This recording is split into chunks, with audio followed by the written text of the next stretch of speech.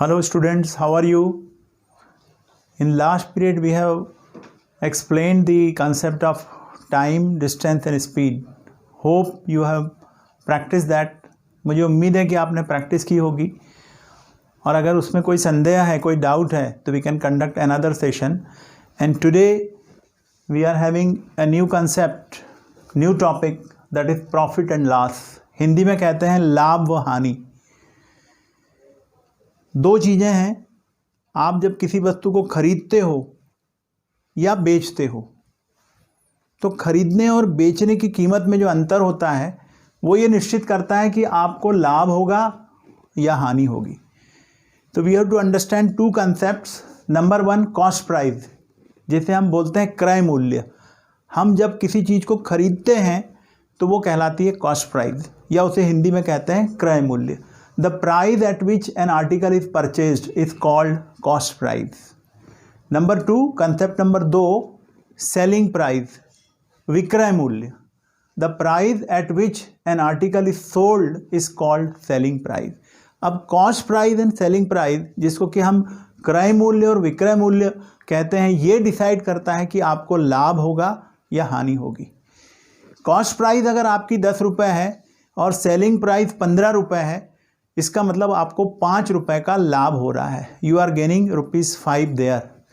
पर अगर आपकी कॉस्ट प्राइस जो है वो 50 रुपये है और सेलिंग प्राइस 40 रुपये है, suppose you are selling an item for 50 rupees but you are purchasing it for 60 rupees, you are at loss of 10 rupees. तो इस चीज़ का हमें ध्यान रखना है कि जब हमें प्रॉफिट लेना होता है तो हमारी कॉस्ट प्राइस से सेलिंग प्राइस जो है वो ज़्यादा होना चाहिए. मतलब जिस कॉस्ट में हम बेचते हैं वो हमारी ज़्यादा होना चाहिए. अगर वो कम है तो हम नुकसान में रहेंगे. We are at loss if we are selling it for minimum amount, less amount. Profit और gain, as I have told you, depends on this selling price, है ना. If selling price is more than cost price, you are gaining the profit, आपको लाभ मिल रहा है. वैसे ही जो नुकसान है जिसको हम हानि कहते हैं वो भी if selling price is less than the cost price. तो ये दो चीज़ें समझ लेना चाहिए कि कॉस्ट प्राइस क्या होती है और सेलिंग प्राइस क्या होती है. आई will explain again. Cost price जिस पे हम खरीद रहे हैं, सेलिंग प्राइस जिस पे हम बेच रहे हैं. अगर हमारी कॉस्ट प्राइस जो है वो कम है और सेलिंग प्राइस ज़्यादा है तो we will be at profit. लेकिन अगर हमारी जो कॉस्ट प्राइस है वो ज़्यादा है और सेलिंग प्राइस कम है तो वी आर एट लॉस. तो ये दो चीज़ें बिल्कुल क्लियर हमको कर देना चाहिए. अब इसका जो प्रतिशत हम कैलकुलेट करते हैं वो सारा का सारा काय के ऊपर डिपेंड रहता है, कॉस्ट प्राइस के ऊपर डिपेंड रहेगा हमेशा. तो ये कैलकुलेशन हमको ध्यान में रखना है. Now I will explain you with example. Suppose you are purchasing a bike for 10,000 rupees and you are selling it for 12,000 rupees. So now what is the cost price? It is 10,000. What is the selling price? It is 12,000. Which amount is more? बड़ा amount कौन सा है या तुलनात्मक दृष्टि से ज़्यादा amount कौन सा है? तो जब हम बेच रहे हैं वो अमाउंट ज़्यादा है, मतलब 12,000 रुपये है और कॉस्ट प्राइस आपकी 10,000 रुपये है. दैट मीन्स अगर रुपए में हम इसको अंकित करें तो 2,000 रुपये का फ़ायदा है. तो ये तो कितना अमाउंट का फ़ायदा हो गया. लेकिन जो लाभ हानि के क्वेश्चन होते हैं उसके अंदर हमको कितने प्रतिशत का फ़ायदा हुआ है ये भी हम डिस्कस करेंगे बाद में. लेकिन पहले हम ये देख लें कि लाभ कब हो रहा है और हानि कब हो रही है. When we are getting profit and when we are getting loss. Now another example I will explain. We are purchasing a motorcycle for 50,000 rupees. After 2 years we are selling it for 40,000 rupees. That means cost price is more, selling price is less. So what is our cost price? It is 50,000 rupees. What is our selling price? It is 40,000 rupees. That means we are at loss of 10,000 rupees. Now in advanced section we will calculate कि ये loss कितना percent है, वो भी हमको calculate करना है कि हमारा लॉस कितने प्रतिशत है.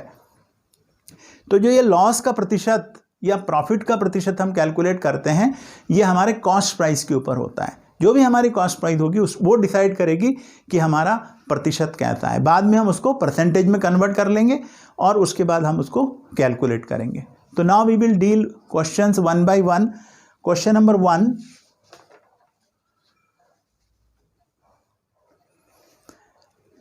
एक पेन का मूल्य 110 रुपये है तथा विक्रय मूल्य 123 रुपये 20 पैसे है।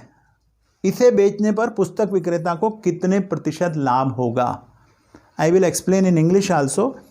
ए cost price of a pen is ₹110 and selling price of that pen is 123 rupees 20 paisa. Now we have to calculate how much percentage profit is there to that seller. So here 110 rupees is cost price and 123 rupees 20 paisa is selling price. Now we have to calculate percentage. That means हमको ये पता लगाना है कि कितने प्रतिशत profit है। तो जैसा मैंने पहले एक्सप्लेन किया आपको कि कॉस्ट प्राइस के ऊपर प्रॉफिट या लॉस हम निश्चित करते हैं। वी कैलकुलेट द प्रॉफिट और loss on the cost price. So now what we will do, 123 rupees 20 paisa minus 110, जो अमाउंट आएगा हमारा वो अमाउंट होगा 13 रुपये 20 पैसे। तो 13 रुपये 20 पैसे का हमको यहाँ पर क्या हुआ, प्रॉफिट हुआ है। Now we have to convert this into percentage. अब हमें इसको क्या करना है कि प्रतिशत में कन्वर्ट कर देना है। हमें प्रतिशत देखना है कि ये कितना हुआ है। तो अब आप देखेंगे यहाँ पर कि ये 13 रुपये 20 पैसे जो प्रॉफिट हुआ है ये हमको कितने रुपए पे हुआ है। तो बहुत सिंपल कॉन्सेप्ट है, कॉस्ट प्राइस के ऊपर हमको ये प्रॉफिट हुआ है। So we have gain 110 rupees के ऊपर 13 रुपये 20 पैसे हुआ है। मतलब जो प्रॉफिट है ये हमारा कॉस्ट प्राइस के ऊपर हम इसको कैलकुलेट करेंगे। अब हमको इसका परसेंटेज कैलकुलेट करना है। तो परसेंटेज कैसे कैलकुलेट होगा, 110 रुपये के ऊपर 13 रुपये 20 पैसे प्रॉफिट है, तो 100 रुपये के ऊपर कितना। See how we will do it, we are gaining 13 rupees 20 paisa on 110 rupees. Now we have to calculate कि 100 रुपीज़ पे कितना होगा। तो 100 रुपीज़ में जो कैलकुलेशन आएगा वो हमारा आएगा परसेंटेज में। So I will do it here.